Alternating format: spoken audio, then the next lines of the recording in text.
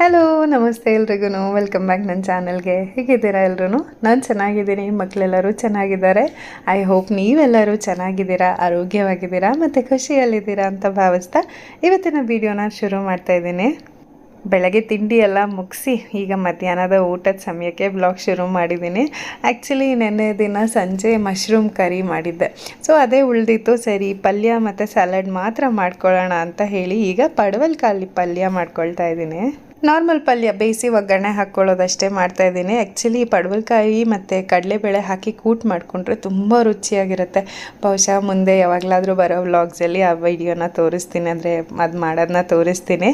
ತುಂಬ ಚೆನ್ನಾಗಿರುತ್ತೆ. ಆದರೆ ಇವತ್ತು ಆಲ್ರೆಡಿ ಮಶ್ರೂಮ್ ಕರಿ ಇದ್ದಿದ್ದರಿಂದ ಮತ್ತೆ ಮಾಡಿದ್ರೆ ಅದು ವೇಸ್ಟ್ ಆಗಿಬಿಡುತ್ತೆ ಅಂತ ಹೇಳಿ ಬರೀ ಪಲ್ಯ ಮಾಡ್ಕೊಳ್ತಾ ಇದ್ದೀನಿ.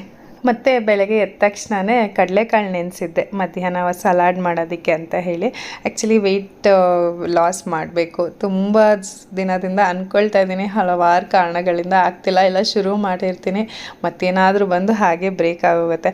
ಅದಕ್ಕೆ ಇವಾಗ ಸಿಂಪಲಾಗಿ ಇಟ್ಕೊಂಡಿದ್ದೀನಿ ಶುಗರ್ ಕಟ್ ಮಾಡೋದು. ಅದಾದಮೇಲೆ ಮನೆಯಲ್ಲಿ ಮಾಡಿರೋಂಥ ಊಟಗಳನ್ನ ಮಾತ್ರ ತಿನ್ನೋದು, ಸ್ವಲ್ಪ ಆಗಿ ಪೋರ್ಷನ್ ಕಮ್ಮಿ ಮಾಡ್ಕೊಳ್ತಾ ಬರೋದು ಅಂತ ಹೇಳಿ. ಆಮೇಲೆ ಫುಲ್ ಫ್ಲೆಜ್ ಡಯಟು, ಸ್ಯಾಲಡ್ಸು ಅದೆಲ್ಲ ಮಾಡ್ಕೊಂಡು ತಿನ್ನೋಣ ಅಂತ. ಅಟ್ಲೀಸ್ಟ್ ಸ್ಯಾಲಡ್ ಜಾಸ್ತಿ ತಿಂದು ಅನ್ನ ಎಲ್ಲ ಕಮ್ಮಿ ತಿಂದರೆ ಸ್ವಲ್ಪ ಆಟೋಮೆಟಿಕ್ಕಾಗಿ ಒಂದು 2-3 kgನಾದರೂ ಕಮ್ಮಿ ಆಗುತ್ತೆ. ಹಾಗಾಗಿ ನಿಧಾನಕ್ಕೆ ವೆಯ್ಟ್ ಲಾಸ್ ಜರ್ನಿ ಶುರು ಮಾಡ್ಕೊಂಡಿದ್ದೀನಿ. ಹಾಗಾಗಿ ಕಡಲೆಕಾಳನ್ನ ಬೇಯೋಕ್ಕಿಟ್ಟು ಈಗ ಮಧ್ಯಾಹ್ನ ಜ್ಯೂಸ್ ಮಾಡ್ಕೊಳ್ಳೋಣ ಅಂತ ಹೇಳಿ ಕರ್ಬೂಜ ಹಣ್ಣು ತೊಗೊಂಡಿದ್ದೀನಿ.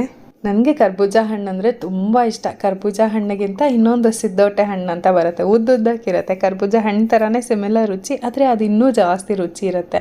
ಆದರೆ ನನಗೆ ಕರ್ಬೂಜ ಹಣ್ಣು ಏನು ಗೊತ್ತಾ, ನಾವು ಸಣ್ಣವರಿದ್ದಾಗ ಬೇರೆ ಥರ ಬರೋದು, ಒಂದು ಸ್ವಲ್ಪ ಬೆಳ್ಳಗಿರೋದು, ಅದರ ರುಚಿನೇ ಬೇರೆ. ಮತ್ತು ಆ ಹಣ್ಣಲ್ಲಿ ನೀವು ಜ್ಯೂಸ್ ಮಾಡಿದ್ರೆ ಎಷ್ಟು ಚೆನ್ನಾಗಿರೋದು ಗೊತ್ತಾ. ಅದು ಜ್ಯೂಸು ಇಲ್ಲ, ಕರ್ಬೂಜ ಹಣ್ಣು ಅದನ್ನೆಲ್ಲ ತೆಗೆದು ಹಾಗೆ ಕೈಯಲ್ಲೇ ಮ್ಯಾಶ್ ಮಾಡಿಬಿಟ್ಟು ಅದಕ್ಕೆ ಬೆಲ್ಲ ಒಂದು ಸ್ವಲ್ಪ ಏಲಕ್ಕಿ ಪುಡಿ ಹಾಕಿಬಿಟ್ಟು ತಿಂದ್ರಂತೂ ಎಷ್ಟು ಚೆನ್ನಾಗಿರೋದು ಗೊತ್ತಾ. ಈಗಂತೂ ಆ ಥರ ಹಣ್ಣು ಬರ್ತಾನೆ ಇಲ್ಲ. ನಾನು ಸುಮಾರು ಕಡೆ ಹುಡುಕ್ತೀನಿ ಆ ಥರ ಹಣ್ಣು ಸಿಗತ್ತಾ ಅಂತ, ಆದರೆ ಆ ಥರ ಹಣ್ಣೇ ಬರ್ತಾ ಇಲ್ಲ. ಆದರೆ ಆ ರುಚಿ ಮಾತ್ರ ಇನ್ನೂ ಹಾಗೆ ನೆನಪಿದೆ. ಮತ್ತು ಆ ಕರ್ಬೂಜ ಹಣ್ಣಿನ ಘಮನೇ ಬೇರೆ, ಈಗ ಬರ್ತಿರೋ ಕರ್ಬೂಜ ಹಣ್ಣಿನ ಘಮನೇ ಬೇರೆ.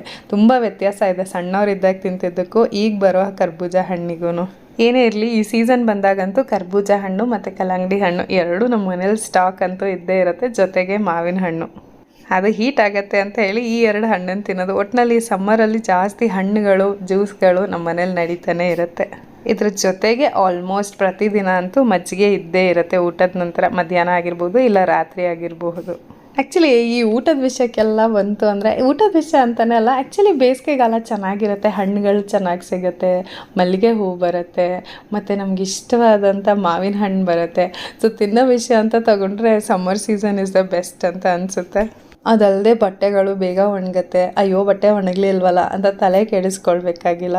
ಸೊ ಎಷ್ಟೊಂದು ಪ್ಲಸ್ ಪಾಯಿಂಟ್ಸ್ ಇದೆ ಸಮ್ಮರ್ ಸೀಸನಲ್ಲಿ. ಬರೀ ಬಿಸಿಲು, ಶೆಕೆ ಅಂತ ಇರ್ತೀವಿ, ಅದಲ್ಲದೆ ಇದೆಲ್ಲ ತುಂಬ ಬೆನಿಫಿಟ್ಸು ಕೂಡ ಇದೆ ಸಮ್ಮರ್ ಸೀಸನಲ್ಲಿ.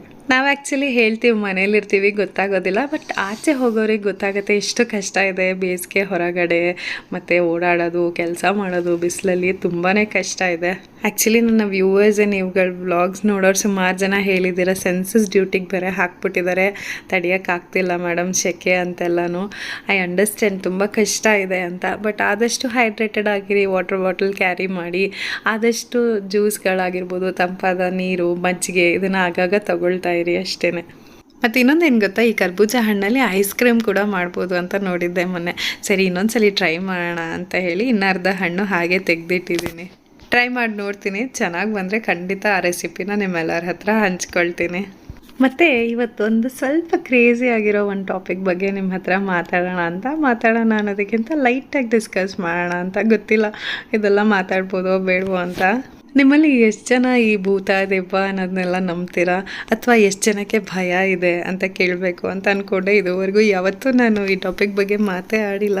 ಇವತ್ತು ಯಾಕೋ ಹಾಗೆ ಮಾತಾಡಬೇಕು ಅಂತ ಅನ್ನಿಸ್ತಾ ಇದೆ. ಜನರಲಾಗಿ ಕೇಳ್ತಾ ಇದ್ದೀನಿ, ಭಯ ಇದೆಯಾ, ಅದನ್ನೆಲ್ಲ ನಂಬ್ತೀರಾ ಅಂತ. ನನಗಂತೂ ಆ್ಯಕ್ಚುಲಿ ತುಂಬಾ ಭಯ ಇತ್ತು. ಅಂದರೆ ಕೆಲವು ವಿಷಯಗಳನ್ನೆಲ್ಲ ತಿಳ್ಕೊಳ್ಳೋವರೆಗೂ ತುಂಬಾ ಭಯ ಇತ್ತು. ಚಿಕ್ಕ ವಯಸ್ಸಿಂದ ಯಾರ್ಯಾರೋ ಹೇಳಿದ ಕತೆಗಳು ಅದನ್ನೆಲ್ಲ ಕೇಳಿ ನಂಬ್ಕೊಂಡು ಅದೇ ನಿಜ ಅಂತ ಅಂದ್ಕೊಂಡು ಬೆಳೆದು ಬಂದವ್ರು ನಾವು. ಆ ಟಾಪಿಕ್ ಅಂದರೆ ಆ ವಿಷಯ ಅಂದ್ರೇ ಭಯ ಆಯಿತಾ. ಆದ್ರೂ ಅದು ಯಾರಾದರೂ ಅದ್ರ ಬಗ್ಗೆ ಕತೆ ಹೇಳ್ತಾರೆ ಅಂತಂದರೆ ಒಂಥರ ಕೆಟ್ಟ ಕ್ಯೂರಿಯಾಸಿಟಿ, ಭಯ ಆದರೆ ಕೇಳ್ಕೊಳ್ಳೇಬೇಕು ಅಂತ. ನಿಮ್ಮಲ್ಲಿ ಎಷ್ಟು ಜನ ಈ ಥರ ಇದ್ದೀರಾ? ನಂತರ ಈ ಥರ ಯಾರಾದರೂ ಕತೆ ಹೇಳ್ತಾರೆ ದೆವ್ವ ಭೂತದ ಬಗ್ಗೆ ಅಂತಂದರೆ ಕುತ್ಕೊಂಡು ಕೇಳಿಸ್ಕೊಂಬಿಡ್ತಿದ್ದೆ ಪೂರ್ತಿ. ಅದಾದಮೇಲೆ ರಾತ್ರಿ ಫುಲ್ ಭಯ, ಒಬ್ಬಳೇ ಮಲ್ಕೊಳ್ಳೋದಕ್ಕಂತೂ ಇನ್ನೂ ಭಯ. ನಾನಿದು ಮದುವೆಗೆ ಮುಂಚೆ ಹೇಳ್ತಾ ಇರೋದು. ಫುಲ್ ಭಯ, ಅಮ್ಮನ ಪಕ್ಕ ಹೋಗಿ ಮಲ್ಕೋಬೇಕು ಅಂತ ಏನೇನೋ ಸ್ಕೆಚ್ ಮಾಡ್ತಾಯಿದ್ದೆ, ಹೋಗ್ಬಿಟ್ಟು ಅಮ್ಮನ ಪಕ್ಕ ಮಲ್ಕೊಳ್ಳೋದಕ್ಕೆ. ಮದುವೆ ಆದಮೇಲೆ ಇನ್ನೊಂಥರ ಭಯ. ಜಾನು ಅಂತೂ ಇವತ್ತಿಗೂ ನಾನು ಏನಾದರೂ ಆ ಥರ ಕತೆಗಳನ್ನ ನೋಡ್ತೀನಿ ಅಥವಾ ಆ ಥರ ಯಾವುದಾದ್ರೂ ಮೂವೀಸು ಅಥವಾ ಪಾಡ್ಕ್ಯಾಸ್ಟ್ ನೋಡ್ತೀನಿ ಅಂದರೆ ಇವತ್ತಿಗೂ ಬೈತಾರೆ. ಆದರೂ ಏನೋ ಒಂಥರ ಕೆಟ್ಟ ಕುತೂಹಲ. ಆದ್ರೂ ಆ ಥರ ನೋಡಿನೇ ಸುಮಾರಷ್ಟು ಪಾಡ್ಕ್ಯಾಸ್ಟ್ಗಳೆಲ್ಲ ನೋಡ್ಕೊಂಬಿಟ್ಟಿದ್ದೀನಿ. ಆ ಥರ ನೋಡಿದಾಗೆಲ್ಲ ಏನೋ ಒಂಥರ ಭಯ, ಏನೋ ಒಂಥರ ಈಗ ಈ ಎನರ್ಜೀಸ್ ಅಟ್ರ್ಯಾಕ್ಟ್ ಮಾಡೋದು ಅಂತೆಲ್ಲ ಹೇಳೋಕ್ಕೆ ಶುರು ಮಾಡೋದಾಗಿಂದ ಆ ಥರ ಪಾಡ್ಕ್ಯಾಸ್ಟ್ ಆಗಿರ್ಬೋದು ಅಥವಾ ನೆಗೆಟಿವ್ ಥಿಂಗ್ಸ್ ನೋಡೋದಾಗಿರ್ಬೋದು, ಅದೆಲ್ಲ ಒಂಥರ ಭಯ. ಹಾಗಾಗಿ ಆದಷ್ಟು ನೆಗೆಟಿವ್ ಅನ್ನೋದು ನೆಗೆಟಿವೇನೆ. ಹಾಗಾಗಿ ಅದರಿಂದ ಆದಷ್ಟು ದೂರ ಇಡೋಕ್ಕೆ ಪ್ರಯತ್ನ ಮಾಡ್ತೀನಿ. ಆ ಥರ ಎಕ್ಸ್ಪೀರಿಯನ್ಸಸ್ ಯಾವತ್ತೂ ನನಗೆ ಆಗಿಲ್ಲ. ಆದರೆ ಕೆಲವು ಅನುಭವಗಳು ಚಿಕ್ಕ ಪುಟ್ಟದು ಆಗಿದೆ, ಇಲ್ಲ ಅಂತ ಹೇಳಲ್ಲ. ಆದರೆ ಆದಷ್ಟು ಅದರಿಂದ ದೂರ ಇಟ್ಟು ನಮ್ಮ ಆರಾನ ಅಥವಾ ನಮ್ಮ ಫ್ರೀಕ್ವೆನ್ಸಿನ ಸ್ವಲ್ಪ ಜಾಸ್ತಿ ಇಟ್ಕೊಳ್ಳೋಕ್ಕೆ ಪ್ರಯತ್ನ ಮಾಡ್ತೀನಿ. ಆದಷ್ಟು ಪಾಸಿಟಿವ್ ಆಗಿದ್ದಷ್ಟು ನೆಗೆಟಿವ್ಸ್ ನಮ್ಮ ಹತ್ರಕ್ಕೆ ಬರೋದಿಲ್ಲ. ಹಾಗಾಗಿ ನಮ್ಮಲ್ಲಿರೋ ಪಾಸಿಟಿವ್ ಎನರ್ಜಿನ ಜಾಸ್ತಿ ಮಾಡ್ಕೊಳ್ತಾ ಹೋಗಬೇಕು. ನೆಗೆಟಿವ್ ಎನರ್ಜಿ ಬಗ್ಗೆ ಯೋಚನೆ ಮಾಡದಿದ್ರೇ ಒಳ್ಳೆಯದು ಅಷ್ಟೇ. ಸಡನ್ನಾಗಿ ಯಾಕೆ ಈ ಟಾಪಿಕ್ ಹೇಳ್ತಾ ಇದ್ದೀನಿ ನನಗೂ ಗೊತ್ತಿಲ್ಲ. ಹೀಗೆ ಮಾತಾಡ್ತಿರ್ಬೇಕಾದ್ರೆ ಯಾಕೋ ಫ್ಲ್ಯಾಶ್ ಆಯಿತು, ಮಾತಾಡೋಣ, ಕೇಳೋಣ. ನಿಮ್ಮಲ್ಲಿ ಎಷ್ಟು ಜನ ನಂಬ್ತೀರಾ, ಎಷ್ಟು ಜನ ನಂಬಲ್ಲ, ಇದ್ರ ಬಗ್ಗೆ ನಿಮ್ಮ ಅಭಿಪ್ರಾಯ ಏನು ಅನ್ನೋದನ್ನ ನನಗೆ ಕಮೆಂಟ್ಸ್ ಮೂಲಕ ತಿಳಿಸಿ, ಆಯಿತಾ. Very curious. ನಿಮ್ಮೆಲ್ಲರ ಏನಂತ ಹೇಳ್ತಾರೆ ಒಪಿನಿಯನ್ ಹೇಗಿದೆ ಅಥವಾ ನಿಮ್ಮೆಲ್ಲರ ನಂಬಿಕೆಗಳು ಹೇಗಿದೆ ಈ ವಿಷಯದ ಬಗ್ಗೆ ಅಂತ ನಾನು ತಿಳ್ಕೊಬೇಕು. ಸರಿ, ಓಕೆ, ಈ ಟಾಪಿಕ್ ಇಲ್ಲೇ ಸ್ಟಾಪ್ ಮಾಡೋಣ. ಇದ್ರ ಬಗ್ಗೆ ಜಾಸ್ತಿ ಡ್ರ್ಯಾಗ್ ಮಾಡೋದು ಬೇಡ, ಕಂಟಿನ್ಯೂ ಮಾಡೋದು ಬೇಡ. ಸೊ ಇಲ್ಲಿ ನಾನು ಪಡವಲಕಾಯಿ ಬೇಯಿಸ್ಕೊಂಡಿದ್ದಲ್ವ, ಅದು ಪಲ್ಯಕ್ಕೆ ಒಗ್ಗರಣೆ ಹಾಕ್ಕೊಳ್ತಾ ಇದ್ದೀನಿ. ನಮ್ಮಮ್ಮ ಪಡವಲಕಾಯಲ್ಲಿ ಸಿಹಿ ಪಲ್ಯ ಮಾಡ್ತಾರೆ. ತುಪ್ಪದಲ್ಲಿ ಒಗ್ಗರಣೆ ಹಾಕಿ ಸೇಮ್ ಸಾಸಿವೆ, ಕಡಲೆಬೇಳೆ, ಉದ್ದಿನಬೇಳೆ, ಕರಿಬೇವು ಎಲ್ಲ ಹಾಕಿ ಅದಕ್ಕೆ ಒಂದು ಸ್ವಲ್ಪ ಬೆಲ್ಲ ಹಾಕಿ ಕಾಯಿ ತುರಿ ಹಾಕಿದ್ರೆ ಇನ್ನೂ ಸೂಪರಾಗಿರುತ್ತೆ ಪಡವಲಕಾಯಿ ಸಿಹಿ ಪಲ್ಯ.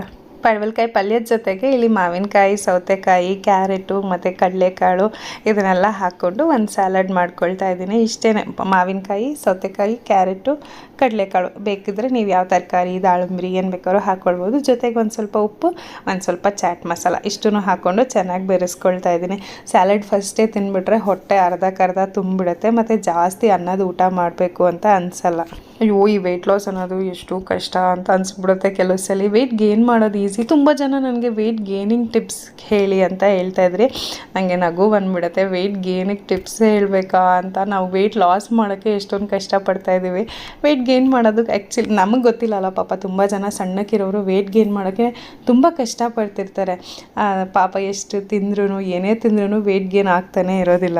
ಸೇಮ್ ವೇ ವೆಯ್ಟ್ ಲಾಸು ಕೂಡ. ಸೊ ಆ್ಯಕ್ಚುಲಿ ಸ್ವಲ್ಪ ಡೆಡಿಕೇಶನ್ ಬೇಕಾಗುತ್ತೆ, ಒಂದು ಪರ್ಪಸ್ ಬೇಕಾಗುತ್ತೆ, ಮೋಟಿವ್ ಬೇಕಾಗುತ್ತೆ ವೆಯ್ಟ್ ಲಾಸ್ ಮಾಡೋದಕ್ಕೆ. ಸೊ ತುಂಬ ಜನ ಆರೋಗ್ಯವಾಗಿ ಇರಬೇಕಂತಂದರೆ ವೆಯ್ಟ್ ಲಾಸ್ ಮಾಡಬೇಕು ಅಂತ. ಬಟ್ ಆರೋಗ್ಯವಾಗಿರೋದಕ್ಕೆ ದಪ್ಪ ಇರೋರು ತುಂಬ ಜನ ಆರೋಗ್ಯವಾಗಿರ್ತಾರೆ, ಫಿಟ್ಟಾಗಿರ್ತಾರೆ. So it's not directly related to ಆರೋಗ್ಯ. ಜಂಕು, ಅತಿಯಾಗಿ ಹೊರಗಡೆ ಊಟ, ಆಯಿಲ್ ಸ್ಟಫು ಆ ಥರ ಎಲ್ಲ ತಿಂದರೆ ಆರೋಗ್ಯದ ಮೇಲೆ ಸ್ವಲ್ಪ ಪರಿಣಾಮ ಬೀರಬಹುದು. ಏನೇ ಇರಲಿ ಪರವಾಗಿಲ್ಲ, ಸ್ವಲ್ಪ ವೆಯ್ಟ್ ಲಾಸ್ ಮಾಡಬೇಕು ಅಂತ ಡಿಸೈಡ್ ಮಾಡ್ಕೊಂಡಿದ್ದೀನಿ. ನಿಧಾನಕ್ಕೆ ಶುರು ಮಾಡ್ಕೊಳ್ಳೋಣ. ಒಂದೇ ಸಲ ಫುಲ್ಲು ಹೈ ಲೆವೆಲ್ ಡಯಟ್ ಎಲ್ಲ ಫಾಲೋ ಮಾಡಿಬಿಟ್ರೆ ಸ್ವಲ್ಪ ಕಷ್ಟ ಆಗಿಬಿಡುತ್ತೆ. ಆಮೇಲೆ ಸಡನ್ನಾಗಿ ಸ್ಟಾಪ್ ಮಾಡಿಬಿಡ್ಬೇಕು ಅಂತಲೂ ಅನಿಸುತ್ತೆ. ಹಾಗಾಗಿ ನಿಧಾನಕ್ಕೆ ಮಾಡ್ಕೊಳ್ಳೋಣ ಅಂತ ಹೇಳಿ ನಿಧಾನಕ್ಕೆ ಸ್ಯಾಲಡು, ಅನ್ನ ಎಲ್ಲ ಸೇರಿಸ್ಕೊಳ್ತಾ ಇದ್ದೀನಿ. ನಂಗೆ ಅನ್ನ ಇಲ್ಲದೆ ಇರೋದಕ್ಕಾಗೋದಿಲ್ಲ. ಆಮೇಲೆ ಅನ್ನ ಬಿಟ್ಬಿಟ್ಟೆ ಅಂದರೆ ಅದೇ ಕೊರ್ಗಾಗ್ಬಿಡುತ್ತೆ. ಅಯ್ಯೋ ಏನೂ ತಿಂತಾ ಇಲ್ವಲ್ಲ ಅನ್ನೋ ಇದರಲ್ಲಿ ವೆಯ್ಟ್ ಲಾಸೇ ಆಗೋದಿಲ್ಲ. ಹಾಗಾಗಿ ಸ್ವಲ್ಪ ಪೋರ್ಷನ್ ಕಂಟ್ರೋಲ್ ಮಾಡಿಕೊಂಡು ಮತ್ತು ಹೆಚ್ಚಿಗೆ ಸ್ಯಾಲಡು, ತರಕಾರಿಗಳು ಇದನ್ನೆಲ್ಲ ಇನ್ಕ್ಲೂಡ್ ಮಾಡಿಕೊಂಡು ಪ್ರೋಟೀನ್ ಎಲ್ಲ ತೊಗೊಂಡು ಕಮ್ಮಿ ಅನ್ನ, ಕಮ್ಮಿ ಚಪಾತಿ ತಿನ್ಕೊಳ್ತಾ ವೆಯ್ಟ್ ಲಾಸ್ ಮಾಡೋಣ ಅಂತ ಶುರು ಮಾಡ್ಕೊಂಡಿದ್ದೀನಿ. ಫುಲ್ ಫ್ಲೆಜ್ಡ್ ವೆಯ್ಟ್ ಲಾಸ್ ಅಂತ ಶುರು ಮಾಡಿದಾಗ ಆ ವೀಡಿಯೋಸಲ್ಲಿ ಖಂಡಿತವಾಗ್ಲೂ ಏನೇನು ಮಾಡ್ತಾಯಿದ್ದೀನಿ ವೆಯ್ಟ್ ಲಾಸ್ ಮಾಡೋದಕ್ಕೆ ಅಂತ ತಿಳಿಸ್ತೀನಿ, ಆಯಿತಾ. ಮತ್ತು ಸುಮಾರು ಜನ ನನಗೆ ಕಾಯಿ ತುರಿ ಹೇಗೆ ಸ್ಟೋರ್ ಮಾಡ್ತೀರಾ ಅಂತ ಕೇಳ್ತಾ ಇದ್ರಿ ಅಲ್ವಾ. ಆ್ಯಕ್ಚುಲಿ ಇದು ನಾನು ಕಾಯಿ ತುರಿ ಸ್ಟೋರ್ ಮಾಡೋ ಮೆಥಡ್ ಅಲ್ಲ. ಕಾಯಿ ಒಡೆದಾಗ ಏನಾಯಿತು, ಹಾಗೆ ಬಂದ್ಬಿಡ್ತು. ಕಾಯಿ ತುರಿಯೋ ಥರ ಇರಲಿಲ್ಲ. ಹಿಂಗೆ ತುರಿಯೋಕ್ಕೆ ಹೋದರೆ ಎಲ್ಲ ಪೀಸ್ ಬಂದುಬಿಡ್ತಾಯಿತ್ತು.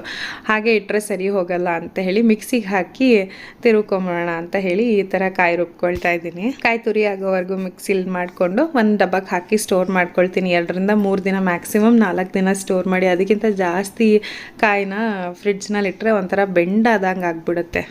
ಸಾಮಾನ್ಯ ಕಾಯಿನ ಈಳ್ಗೆ ಮಣೆಯಲ್ಲಿ ತುರಿದ್ಬಿಟ್ಟು ಡಬ್ಬಿನಲ್ಲಿ ಹಾಕಿ ಸ್ಟೋರ್ ಮಾಡಿ ಇಟ್ಕೊಳ್ತೀನಿ ನಾನು. ಬೇಕಾಗುತ್ತೆ ನಮಗೆ ಬೇಕಾದಾಗೆಲ್ಲ ಆವಾಗ ಕಾಯಿ ತುರ್ಕೊಳಕ್ಕಾಗಲ್ಲ. ಅರ್ಜೆಂಟಾಗಿ ಬೇಕು ಅಂದಾಗ ಕಾಯಿ ತುರಿ ರೆಡಿಯಾಗಿ ಫ್ರಿಡ್ಜಲ್ಲಿದ್ದರೆ ತುಂಬ ಒಳ್ಳೆಯದು. ಸೊ ಏನು ಮಾಡಬೇಕಂತಂದರೆ, ನೀವು ಉಪಯೋಗಿಸೋಕ್ಕೆ ಒಂದು ಅರ್ಧ ಗಂಟೆ ಮುಂಚೆ ಇಲ್ಲ 1/4 ಗಂಟೆ ಮುಂಚೆ ತೆಗೆದಿಟ್ಕೊಂಬಿಡ್ಬೇಕು. ಎಷ್ಟು ಬೇಕೋ ಅಷ್ಟು ಕಾಯಿ ಒಂದು ಬಟ್ಲಲ್ಲಿ ತೆಗೆದಿಟ್ಕೊಂಡ್ರೆ ಕಾಯಿ ಫ್ರೆಶ್ ಆಗಿರುತ್ತೆ. ಇಲ್ಲ ಅಂತಂದರೆ ಒಂಥರ ಬೆಂಡಂಗಿರುತ್ತೆ. ಚಟ್ನಿಗೆಲ್ಲ ಎಸ್ಪೆಷಲಿ ಹಾಕ್ಬೇಕಾದ್ರೆ ಫ್ರಿಡ್ಜಲ್ಲಿರೋ ಕಾಯಿ ಹಾಕಿ ಚಟ್ನಿ ತಿರುವಿದ್ರೆ ಕಾಯಿ ಚಟ್ನಿ ಒಂಥರ ನೀರು ಬಿಟ್ಕೊಂಬಿಡುತ್ತೆ. ಅಷ್ಟು ಚೆನ್ನಾಗಿ ಅನಿಸಲ್ಲ. ಅದಕ್ಕೆ ಉಪಯೋಗ್ಸಕ್ಕೆ 1/4 ಗಂಟೆ ಇಲ್ಲ ಅರ್ಧ ಗಂಟೆ ಮುಂಚೆ ತೆಗೆದು ಸೈಡಲ್ಲಿ ಇಟ್ಕೊಂಬಿಟ್ರೆ ಆಗ ಕಾಯಿ ತುರಿ ಚಟ್ನಿನೋ ಅಥವಾ ನೀವು ಪಲ್ಯಕ್ಕೋ ಏನಕ್ಕಾದರೂ ಹಾಕ್ಕೊಳ್ಳೋಕ್ಕೆ ಚೆನ್ನಾಗಿರುತ್ತೆ, ಫ್ರೆಶ್ ಆಗಿ ಅನಿಸುತ್ತೆ. ಮತ್ತು ಇಲ್ಲಿ ನಮ್ಮನೆ ವಾಟರ್ಫಾಲಿಗೆ ನೀರು ಬಿಟ್ಟು ಬಹಳನೇ ದಿನ ಆಗೋಗಿತ್ತು. ಎಷ್ಟೊಂದು ದಿನ ಆಗೋಗಿತ್ತು. ನನಗೆ ವಾಟರ್ಫಾಲ್ ನೋಡಬೇಕು ಅಂತ ಅನ್ನಿಸ್ತಾಯಿತ್ತು. ಒಂದು ಡೌಟ್ ಬೇರೆ ಆಗೋಯ್ತು, ಅಯ್ಯೋ ಅಷ್ಟೊಂದು ದಿನ ಆಯಿತು ಆನ್ ಮಾಡಿ ವರ್ಕ್ ಆಗ್ತಿದೆಯೋ ಇಲ್ವೋ ಮತ್ತು ಆಗ್ಬಿಟ್ಟತ್ತು ಅಂತ ಹೇಳಿ ನೀರು ಬಿಟ್ಬಿಟ್ಟು ವಾಟರ್ಫಾಲ್ ಆನ್ ಮಾಡೋಣ ಅಂತ ಹೇಳಿ ನೀರು ತುಂಬಿಸ್ತಾ ಇದ್ದೀನಿ. ನಮ್ಮ ಮನೇಲಿ ನೀರು ಎಲ್ಲೇ ಒಂದು ಚಿಕ್ಕ ಸಿಂಕಲ್ಲಿ ನೀರು ಆನ್ ಮಾಡಿದ್ರು ನಮ್ಮ ಅನಿರುದ್ಧ ಓಡ್ ಬಂದ್ಬಿಡ್ತಾನೆ. ನಿನ್ನಿ ಅಂತ ಹೇಳಿ. ನೀರಲ್ಲಿ ಆಟ ಆಡೋದು ಅಂತಂದರೆ ಪಂಚಪ್ರಾಣ ಅವನಿಗೆ. ನೀರಲ್ಲಿ ಆಟ ಆಡಿಸ್ಕೊಂಡು ಏನು ಮಾಡಿದ್ರು ಮಾಡಿಸ್ಕೊಂಡ್ಬಿಡ್ತಾನೆ. ನೋಡಿ ಇಲ್ಲಿ ನಾನು ಅಂತ ಹೇಳಿ ಬಂದು ಪೈಪಲ್ಲಿ ನೀರು ಬಿಟ್ಟಿದ್ರೆ ಅದನ್ನು ತೆಕ್ಕೊಂಡು ಕೆಳಗೆಲ್ಲ ಚೆಲ್ಲಿ ತನ್ನ ಬಟ್ಟೆನೆಲ್ಲ ಒದ್ದೆ ಮಾಡ್ಕೊಂಡಿದ್ದಾನೆ. ಈ ಮಕ್ಕಳು ತುಂಟಾಟ ಎಷ್ಟು ಚಂದನೋ ಅಷ್ಟೇ ಪೇಷನ್ಸ್ ಟೆಸ್ಟ್ ಮಾಡುತ್ತೆ. ಏನು ಮಾಡೋದು, ಕೆಲವು ಸಲ ಬೈಬಾರ್ದು, ಸಿಟ್ಟು ಮಾಡ್ಕೊಳ್ಬಾರ್ದು, ಕಿರ್ಚಬಾರ್ದು ಅಂತ ಅಂದ್ಕೊಳ್ತೀವಿ. ಆದರೆ ಈ 3 ಮಾಡ್ತೀವಿ. ದಿನದಲ್ಲಿ ಒಂದಿನ ಕಿರ್ಚ್ದಿರ ಅಥವಾ ಒಂದಿನ ಮಕ್ಕಳ ಮೇಲೆ ಸಿಟ್ಟು ಮಾಡ್ಕೊಳ್ದಿರ ಇರೋ ದಿನಾನೇ ಇರಲ್ವೇನೋ ಅಂತ ಅಂದ್ಕೊಳ್ತೀನಿ. ದಿನ ಬೆಳಗ್ಗೆ ಎದ್ದಾಗ ನನಗೆ ನಾನೇ ಹೇಳ್ಕೊಳ್ಳೋದು, ಇವತ್ತು ನಾನು ವೆರಿ ಗುಡ್ ಮಾಮ್ ಆಗಿರ್ತೀನಿ ಮತ್ತು ಮಕ್ಕಳನ್ನ ಬೈಯೋದಿಲ್ಲ ಅಂತೆಲ್ಲ ಅಂದ್ಕೊಂಡಿರ್ತೀನಿ ಆಯಿತಾ. ಸಿಟ್ಟು ಮಾಡ್ಕೊಳ್ಳೋದಿಲ್ಲ ಅಂತ ಹೇಳಿ. ಎಷ್ಟೇ ಕಂಟ್ರೋಲ್ಡ್ ಆಗಿದ್ರೂ ಪೇಷನ್ಸ್ ಟೆಸ್ಟ್ ಮಾಡಿಬಿಡ್ತಾರೆ. ಸಮನ್ವಿ ಬೇರೆ ಇವಾಗ ಮನೆಯಲ್ಲೇ ಇರ್ತಾಳ, ಇಬ್ಬರು ಕಿತ್ತಾಡೋದು, ಇವಳು ಮುಟ್ಟಿದ್ದೆ ಅವನಿಗೆ ಬೇಕು, ಹಾಗಾಗಿ ಕಿತ್ತಾಟ ಜಗಳ. ಅದ್ರ ಮಧ್ಯೆ ನಾವು ಗದರದೆ ಸುಮ್ಮನೆ ಇದ್ದರೆ ಇನ್ನೂ ಜಾಸ್ತಿ ಅಡ್ವಾಂಟೇಜ್ ಆಗಿಬಿಡುತ್ತೆ ಅವ್ರುಗಳಿಗೆ. ಎಷ್ಟೇ ಪೇಷನ್ಸ್ ಇದ್ದರೂ ನಮಗೆ ಪೇಷನ್ಸೇ ಇಲ್ವೇನೋ ಅನ್ನೋ ಲೆವೆಲ್ಗೆ ನನ್ನ ತಂದು ನಿಲ್ಲಿಸ್ಬಿಟ್ಟಿದ್ದಾರೆ. ಆ್ಯಕ್ಚುಲಿ ಸಮನ್ವಿ ಎಲ್ಲ ಹುಟ್ಟಕ್ಕೆ ಮುಂಚೆ ನಂಗೆ ಕೋಪ ಅನ್ನೋದೇ ಬರ್ತಾ ಇರಲಿಲ್ಲ. ತುಂಬ ಕಾಮ್ ನಾನು ಅವಾಗ. ಇವಾಗ ಕೆಲವು ಸಲ ಸಿಟ್ಟು ಬರುತ್ತೆ, ಕಿರ್ಚೋದು ನನ್ನ ಮೇಲೆ ನನಗೆ ಇಷ್ಟ ಆಗೋದಿಲ್ಲ. ಅಯ್ಯೋ ಯಾಕೆ ಹೀಗೆಲ್ಲ ಕಿರ್ಚ್ತಾ ಇದ್ದೀನಿ ಅಂತ ಎಷ್ಟೋ ಕಂಟ್ರೋಲ್ ಮಾಡ್ಕೊಳ್ತೀನಿ, ಆದರೆ ಆಗೋದೇ ಇಲ್ಲ. ಒಂದೊಂದ್ಸಲಿ ಅನಿಸುತ್ತೆ ಅದೆಲ್ಲ part of being a mom ಅಂತ ಅನಿಸುತ್ತೆ ಅಂತ ಅಂದ್ಕೊಂಡು ನಮಗೆ ನಾವೇ ಸಮಾಧಾನ ಮಾಡ್ಕೊಳ್ಳೋದು. ಆದರೂ ಪ್ರತಿದಿನ ಬೆಳಗ್ಗೆ ಎದ್ದಾಗ ಇವತ್ತು ನಾನು ಬೈಯಲ್ಲ, ಇವತ್ತು ನಾನು ಸಿಟ್ಟು ಮಾಡ್ಕೊಳ್ಳಲ್ಲ ಅಂತ ಅಂದ್ಕೊಂಡೇ ನನ್ನ ದಿನನ ಶುರು ಮಾಡೋದು. ಇರಲಿ, ಅದು ನಡೀತಾ ಇರುತ್ತೆ. ಮಕ್ಕಳಿದ ಮೇಲೆ ಅದೆಲ್ಲ ಕಾಮನ್ ಅನಿಸುತ್ತೆ ಅಲ್ವಾ. ಮತ್ತು ಇಲ್ಲಿ ನನ್ನ ವಾಟರ್ಫಾಲ್ಗೆ ನೀರು ತುಂಬಿಸಿದ್ದಾಯಿತು. ವಾಟರ್ಫಾಲ್ ಚೆನ್ನಾಗಿ ವರ್ಕ್ ಆಗ್ತಿದೆ. ಅದನ್ನು ನೋಡಿ ತುಂಬಾ ಖುಷಿ ಆಗೋಯ್ತು. ಸರಿ, ಮತ್ತು ವಿಡಿಯೋ ಇಲ್ಲೇ ಮುಗಿಸ್ತೀನಿ. ಮುಂದಿನ ವಿಡಿಯೋನಲ್ಲಿ ಸಿಗೋಣ ಆಯಿತಾ. ಟೇಕ್ ಕೇರ್, ಬಾಯ್.